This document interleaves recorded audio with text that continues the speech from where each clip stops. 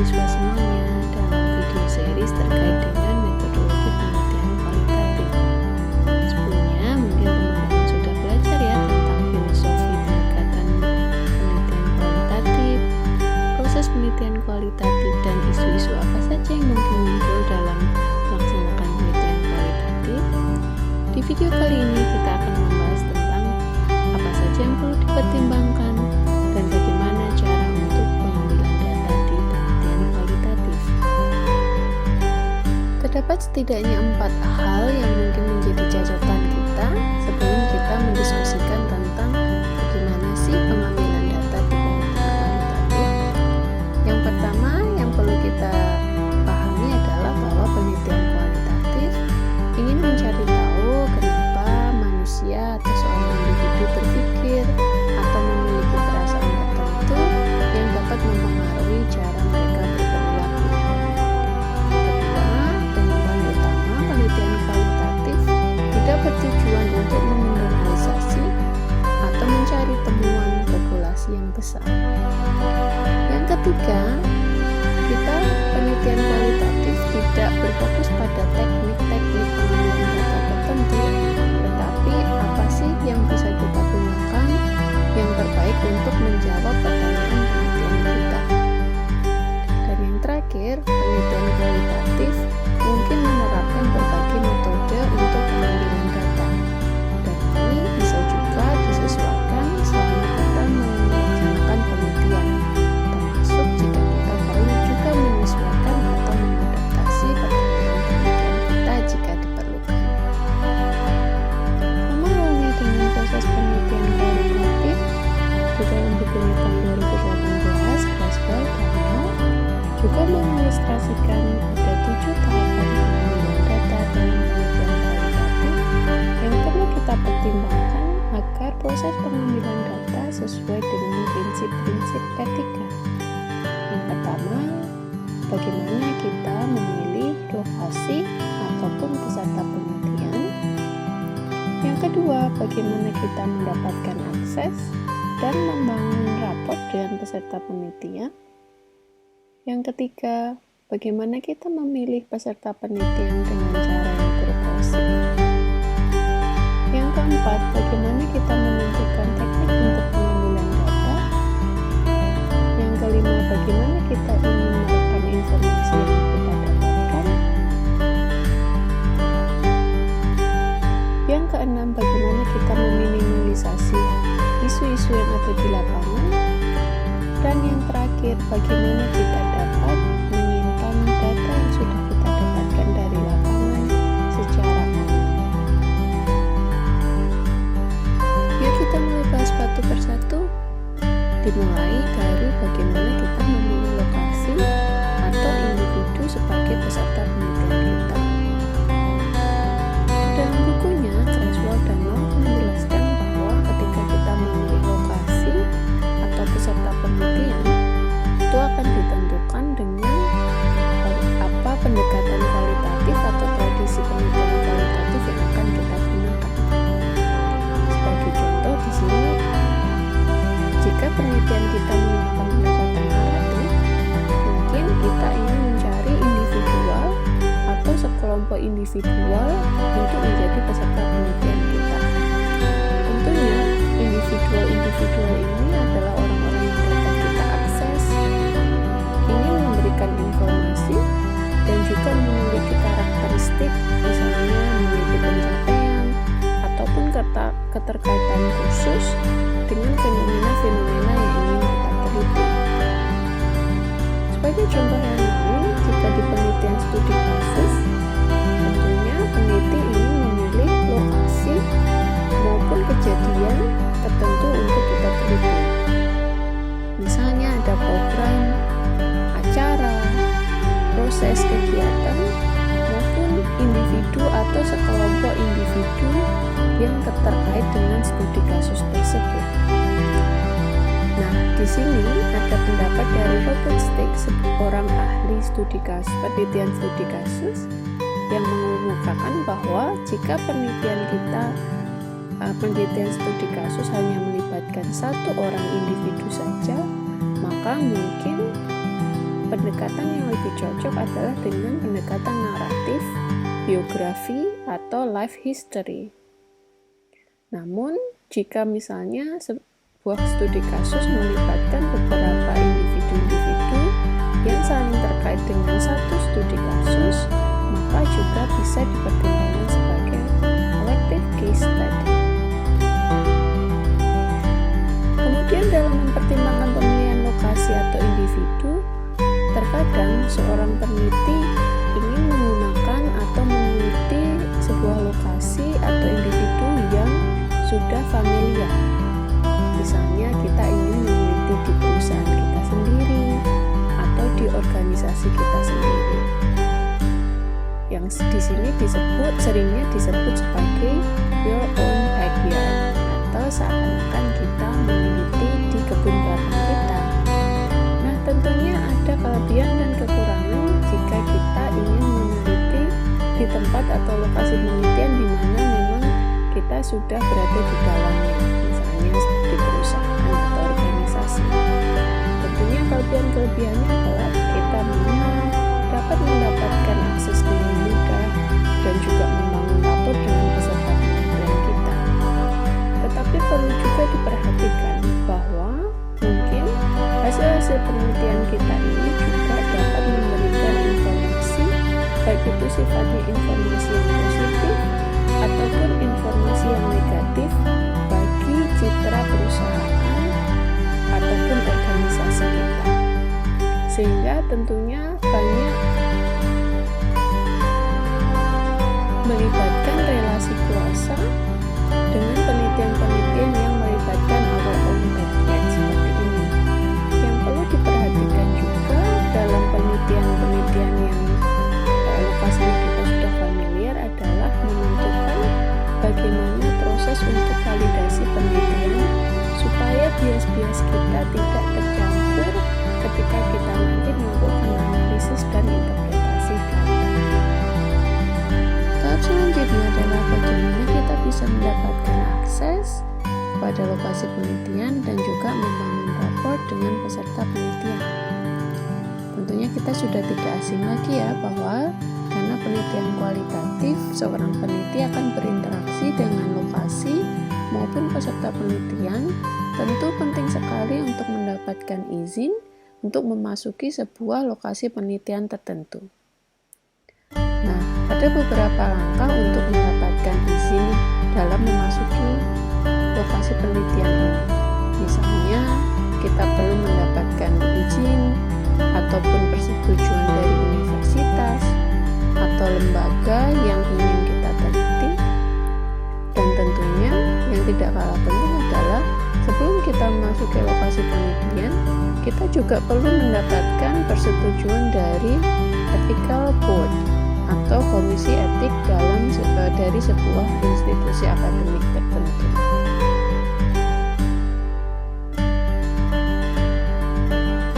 Mendapatkan akses juga berkaitan dengan bagaimana kita bisa menemukan individu-individu yang bisa memberikan informasi terkait dengan pertanyaan penelitian yang ingin kita teliti. Dan tentunya proses ini tidak serta-merta langsung bisa kita lakukan ya. Itu juga ditentukan dengan apa tradisi ataupun pendekatan penelitian kualitatif yang akan kita gunakan. Misalnya di penelitian etnografi, mungkin peneliti ingin berada dalam satu lokasi penelitian mungkin 1 bulan sebelumnya atau beberapa minggu sebelumnya untuk mengenali siapa saja yang ada di lingkungan masyarakat tersebut dan mengidentifikasi kira-kira siapa yang dapat memberikan informasi atau menjadi peserta penelitian yang dapat memberikan informasi secara optimal terkait dengan fenomena-fenomena yang ingin kita teliti. Sebagai contoh, seorang peneliti mungkin dapat duduk dan berbicara dengan orang yang mengelola sebuah warung makan, kemudian bertanya-tanya terkait dengan masyarakat, kondisi masyarakat di situ, atau juga bisa dapat berdiskusi dengan kepala desa atau dengan kepala wilayah yang memiliki informasi yang cukup terkait dengan lokasi penelitian kita. penelitian studi kasus, tentunya pemilihan lokasi ataupun individu-individu terkait dengan studi kasus tertentu yang ingin kita teliti, tentunya sudah ada kriteria tertentu ya, bahwa orang-orang tersebut berada di sebuah lokasi dan waktu di mana studi kasus tersebut terjadi. Kemudian yang tidak kalah pentingnya adalah ketika penelitian kita melibatkan peserta penelitian yang marginal atau berisiko tinggi. Misalnya jika kita ingin meneliti tentang kelompok LGBT atau mungkin kelompok agama minoritas, ataupun tema penelitian kita merupakan penelitian yang sensitif sehingga kita sulit mendapatkan peserta penelitian atau akses ke peserta penelitian, mungkin kita juga bisa bekerja sama dengan seorang gatekeeper atau seseorang yang dipercaya di masyarakat yang bisa membantu kita untuk mendekati peserta penelitian kita. Oleh karena itu penting sekali untuk memastikan bahwa kita bisa mendapatkan rasa percaya dari peserta penelitian kita. Kita juga bisa memahami budaya dan juga bahasa mungkin ya, di mana tempat penelitian kita itu. Selanjutnya kita akan membahas tentang bagaimana kita melakukan sampling. Ada 3 pertimbangan di mana kita bisa melakukan sampling secara fokus dalam penelitian kualitatif. Dan tentunya jika nanti teman-teman membaca di buku Casual Dialogue, hal ini akan sangat bergantung pada tradisi atau pendekatan penelitian kualitatif yang akan teman-teman gunakan. 3 pertimbangan ini adalah participants in the sample, types of sampling strategies, dan sample size. Terkait yang pertama, bagaimana menentukan peserta di dalam sampel penelitian kita. Tentunya ini akan sangat terkait dengan bagaimana strategi yang akan kita pilih untuk penelitian kualitatif seperti yang sudah kita bahas sebelumnya. Contohnya di studi terkait dengan penelitian naratif, peneliti mungkin ingin menggunakan sampel individual terkait dengan bagaimana mereka available ataupun memiliki keterkaitan tertentu terkait topik yang ingin kita teliti. Nah, tentunya terkait dengan sampel ini di penelitian naratif bisa jadi kita menggunakan 1, 2, atau lebih individu yang tentunya terkait dengan life experience atau pengalaman hidup mereka akan fenomena-fenomena yang ingin kita teliti. Nah, beda halnya dengan penelitian fenomenologi. Di sini ada kecenderungan bahwa penelitian fenomenologi bisa menggunakan sampel yang lebih sedikit daripada penelitian naratif. Tetapi tentunya kriteria sampling yang diterapkan dalam penelitian fenomenologi itu antara lain bahwa sejumlah orang tertentu mengalami atau memiliki pengalaman terkait fenomena tertentu atau menjalani dan memiliki pengalaman atas fenomena yang ingin kita studi. Misalnya jika kita ingin meneliti tentang bagaimana pengalaman karyawan yang dirumahkan ketika COVID-19, tentunya sampel penelitian kita bisa berada ataupun peserta penelitian kita bisa berasal dari sampel masyarakat atau individu-individu yang mengalami proses dirumahkan dalam masa COVID-19. Beda juga dengan di etnografi misalnya, bagaimana pemilihan peserta itu sangat terikat dengan lokasi, budaya, ataupun konteks tempat penelitian kita. Misalnya, dan ini sering disebut dengan within culture sampling procedure ya.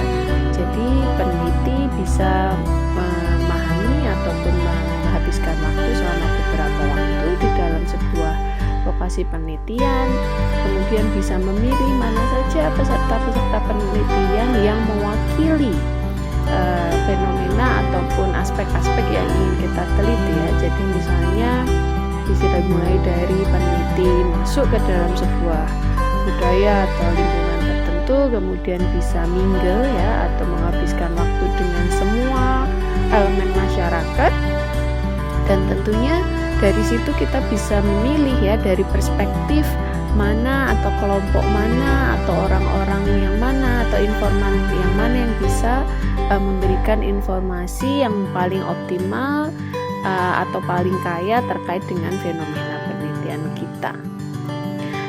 Kemudian jika misalnya terkait dengan case study, tentunya kita akan memilih peserta penelitian yang terikat ataupun terlibat dalam sebuah kejadian atau studi kasus tertentu, baik itu sifatnya secara kronologis waktu maupun keterikatan dengan lokasi studi kasus maupun secara organisasi. Dan yang kedua, yang salah satu pertimbangan di sini adalah tipe dari sampling strategi ya. Nah, di sini biasanya di penelitian kualitatif kita menggunakan purposeful sampling dengan artian bahwa tentunya kita memilih peserta penelitian itu secara sadar ya dengan tujuan tertentu, yaitu untuk memahami problem penelitian maupun fenomena yang ingin kita teliti dengan cara yang paling optimal. Keputusan untuk memilih siapa peserta penelitian kita yang akan kita ambil dari sampel peserta dan bagaimana teknik atau strategi sampling itu tentunya adalah menjadi keputusan peneliti itu dengan mempertimbangkan bagaimana pendekatan penelitian kualitatif yang akan kita gunakan. Kemudian pertimbangan ketiga yang tidak kalah pentingnya adalah sample size yang mungkin sering ditanyakan juga di penelitian kualitatif. Di sini tidak ada ketentuan khusus terkait dengan sample size. Kembali lagi bahwa prinsip sampling dan strategi sampling adalah bagaimana kita bisa mendapatkan informasi yang terbaik terkait dengan pertanyaan penelitian kita. Jadi tujuan penelitian kualitatif tidak untuk menggeneralisir ya, tetapi pemilihan peserta penelitian atau sampling itu bertujuan agar kita dapat mendapatkan pemahaman yang utuh dan kaya akan sebuah fenomena tertentu. Nah, terkait dengan sampel ada beberapa penelitian yang mungkin bisa memberikan kita informasi dasar ya untuk jumlah peserta penelitian dari berbagai tradisi penelitian kualitatif. Misalnya untuk penelitian fenomenologi itu bisa berkisar antara 1 orang sampai bisa ratusan orang ya. Di sini ada penelitian dari Paul Kinghorn tahun 1989 itu sampai 325 orang. Kemudian di penelitian etnografi pun juga demikian, tentunya kita tidak hanya sampel penelitian, peserta penelitian saja ya sebagai dari seorang individu, tetapi kita juga bisa menggunakan data-data yang lain ya, yang nanti kita akan bahas di bagian selanjutnya. Nah, untuk studi kasus misalnya tentunya di sini juga tidak ada aturan siapa saja yang perlu terlibat di dalam studi kasus atau berapa banyak, sepanjang peserta penelitian itu memang terikat secara langsung atau terkait secara langsung dengan studi kasus yang ingin kita teliti. Tetapi di sini ada tulisan dari Robert Yin tahun 2014, salah satu ahli studi kasus juga mengemukakan bahwa tidak lebih dari 4 atau 5 studi kasus di dalam satu penelitian. Tentunya untuk memberikan kesempatan kita bisa meneliti secara dalam untuk masing-masing studi kasus, maupun kita bisa melakukan lintas kasus ya, analisis lintas kasus untuk mendapatkan hasil penelitian yang lebih kaya.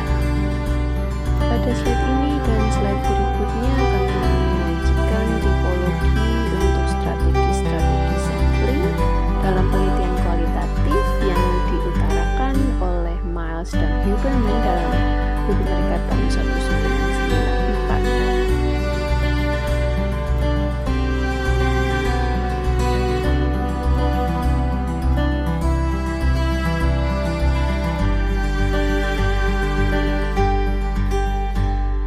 Selanjutnya kita akan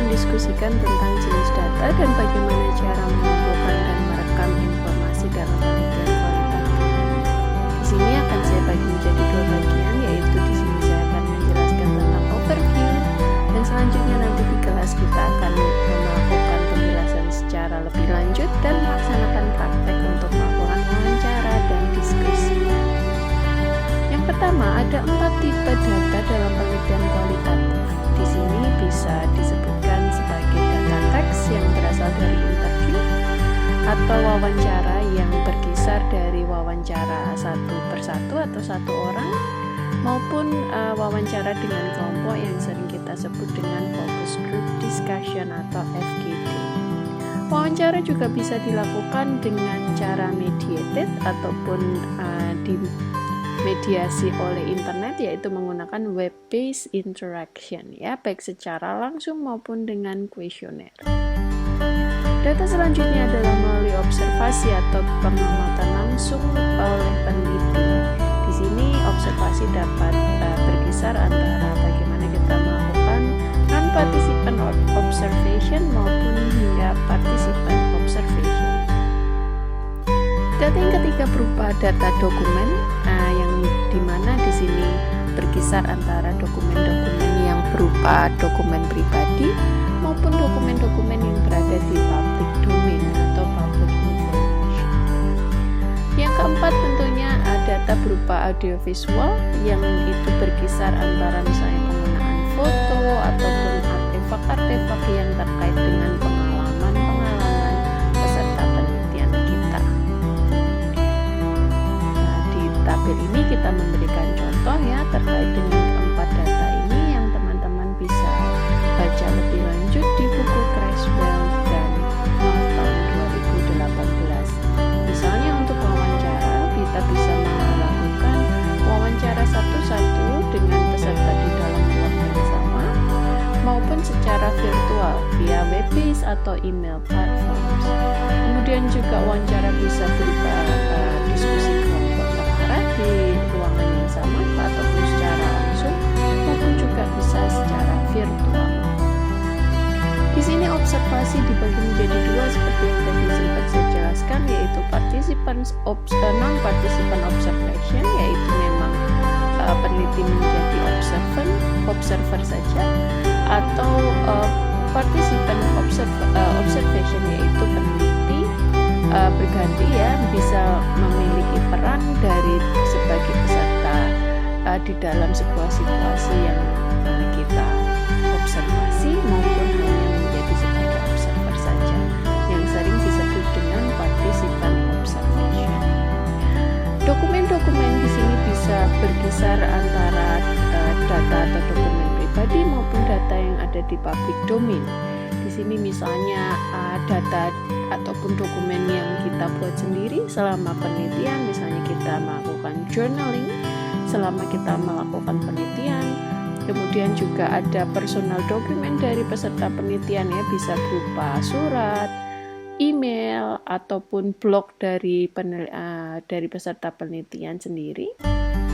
Atau juga bisa menggunakan data pribadi atau data organisasi, misalnya rencana-rencana kegiatan, kemudian juga data-data individu yang tentunya ini bisa jadi berupa data private ya. Dan ini yang perlu kita perhatikan adalah bagaimana kita bisa mengakses informasi ini yang tentunya perlu mendapatkan persetujuan, maupun bagaimana kita bisa memastikan bahwa ketika kita sudah mendapatkan dokumen tersebut, kita bisa memastikan kerahasiaan dari informasi-informasi tersebut.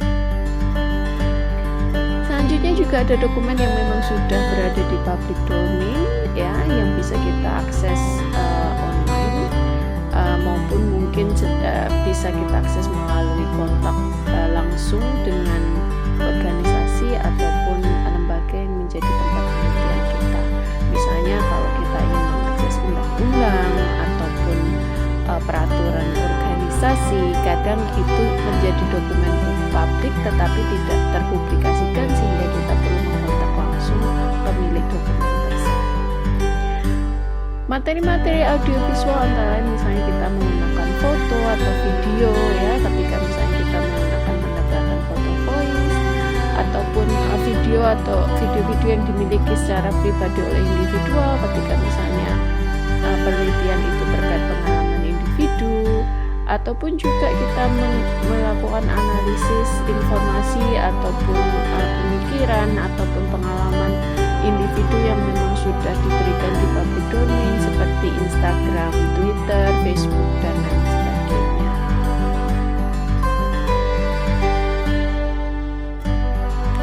Selanjutnya kita akan mendiskusikan tentang isu-isu yang mungkin muncul ketika kita melakukan pengambilan data.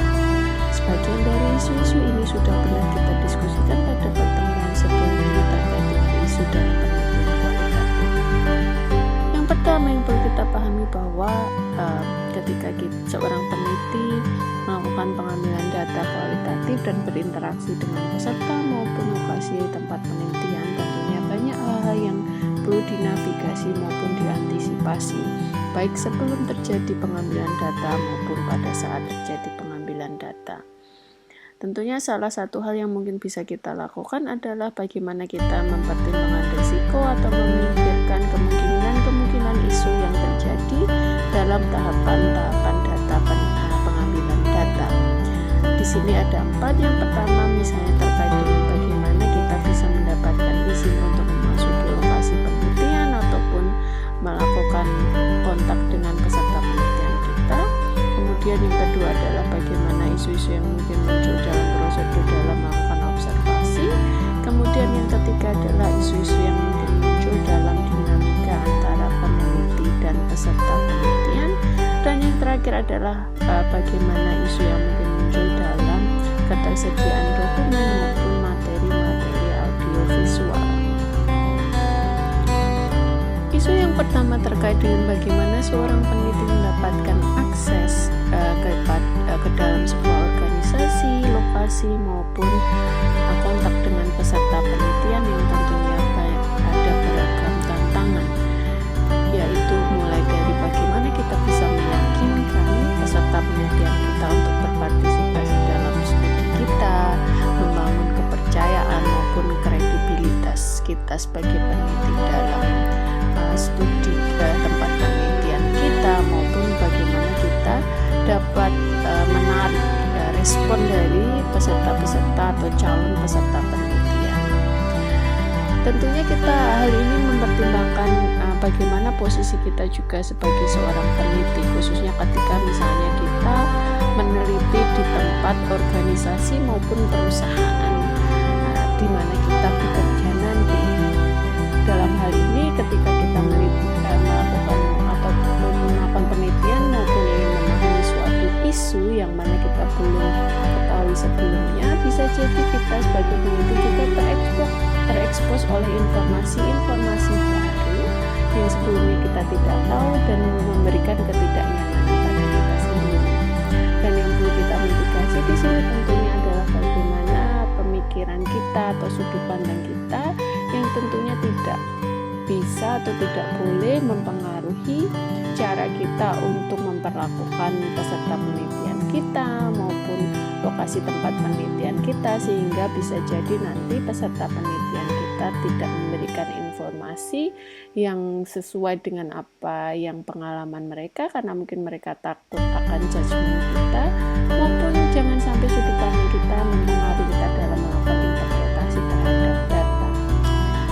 Tantangan yang kedua adalah prosedur observasi, yang ini tentunya bagaimana kita memilih apakah kita akan menggunakan teknik participant observation maupun non-participant observation, atau kita akan menggabungkan kedua jenis ini, khususnya dalam penelitian-penelitian ketika kita menggunakan teknik etnografi, karena tentunya sejauh mana pengaruh kita sebagai peneliti itu bisa mempengaruhi kualitas data ketika kita melakukan observasi dan mempengaruhi respon-respon masyarakat dalam setting observasi kita.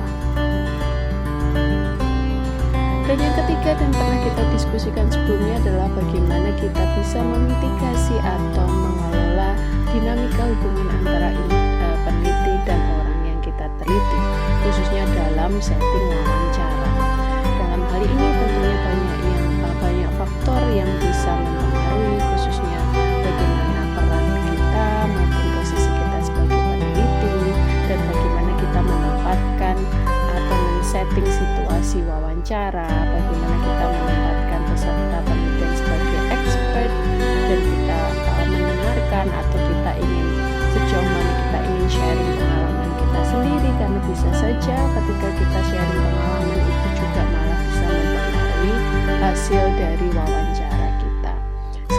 sini penting sekali untuk kita perhatikan bagaimana adanya asimetri dari posisi kita sebagai peneliti dan bagaimana kita sebagai peneliti itu mendekati kesetaraan dalam ketika kita bertanya atau mendengar atau melakukan interpretasi dan juga melaporkan hasil. Dan yang terakhir dan yang paling menarik dan sesuai dengan konteks sekarang adalah bagaimana ketersediaan dokumen maupun materi-materi audio visual untuk mendukung data-data yang sudah kita dapatkan dari teknik pengambilan data yang lain, misalnya dari wawancara maupun observasi. Isu-isu yang mungkin muncul adalah yang sudah kita bahas sebelumnya adalah bagaimana kita bisa mengakses dokumen-dokumen ini, tentunya dengan meminta izin ataupun mencari tahu di mana lokasinya secara online maupun secara offline, dan tipe dokumen seperti apa yang mungkin bisa membantu kita untuk melakukan ataupun memahami fenomena tersebut secara lebih utuh.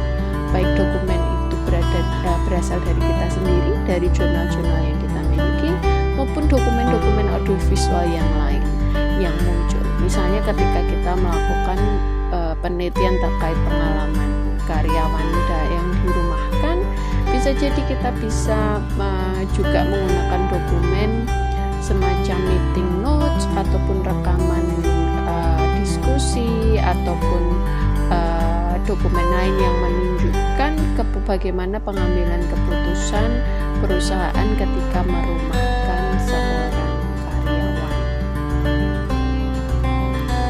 Yang tidak kalah penting di sini dalam proses pengambilan data adalah bagaimana kita melakukan penyimpanan dan memastikan keamanan dari data-data kita. Di sini ada 5 catatan untuk membantu kita ketika melakukan perencanaan terkait penyimpanan dan keamanan data. Yang pertama, tentunya kita harus selalu menyediakan backup dari file-file data-data kita. Nah, backup ini bisa kita sediakan misalnya di komputer kita maupun bisa kita simpan juga di cloud, baik itu cloud yang berbayar maupun yang tidak berbayar. Tentunya di sini kita memprioritaskan database penyimpanan data atau manajemen data yang direkomendasikan oleh universitas kita, karena terkait dengan bagaimana peraturan penyimpanan data oleh database tersebut. Kemudian yang kedua, ketika kita melakukan perekaman data atau informasi, kita pastikan bahwa alat-alat atau perangkat yang kita gunakan memang berkualitas tinggi sehingga mungkin tidak rusak di tengah jalan yang bisa mengakibatkan kita kehilangan data dan informasi. Pastikan juga bahwa kapasitas dari alat perekam tersebut juga sesuai dengan bagaimana kita nanti akan melakukan transkripsi ya dari data ataupun file audio menjadi file teks. Kemudian selanjutnya yang nomor 3 adalah bagaimana kita membuat catatan atau list yang berisi data-data yang sudah kita kumpulkan, misalnya sejauh mana interview atau wawancara sudah kita lakukan dan data yang sudah kita miliki, dan bagaimana kita melakukan perekaman dan penyimpanan data itu. Biasanya untuk melakukan ataupun membuat sebuah rencana ataupun list untuk jumlah data ini, kita bisa juga mengembangkan yang namanya protokol manajemen data yang terisi di mana kita melakukan penyimpanan file apa yang kita simpan di situ, dan misalnya kita mau memutuskan penyimpanan file itu dengan menggunakan password dan sejauh mana atau selama apa file-file tersebut akan disimpan. Yang utama dan terkait dengan etika penelitian adalah tentunya ketika kita melakukan penyimpanan data, kita pastikan bahwa identitas dari narasumber atau peserta penelitian kita itu kita lindungi.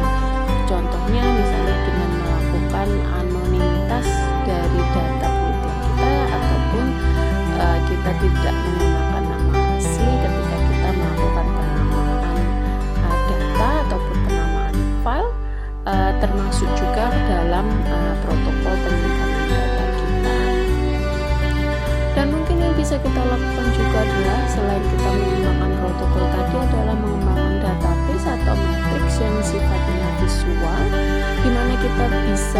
dalam matriks tersebut tersimpan informasi di mana kita menyimpan data penelitian kita yang sewaktu-waktu bisa kita recall atau kita bisa baca untuk melakukan pencarian data penelitian kita. Baik, inilah akhir dari video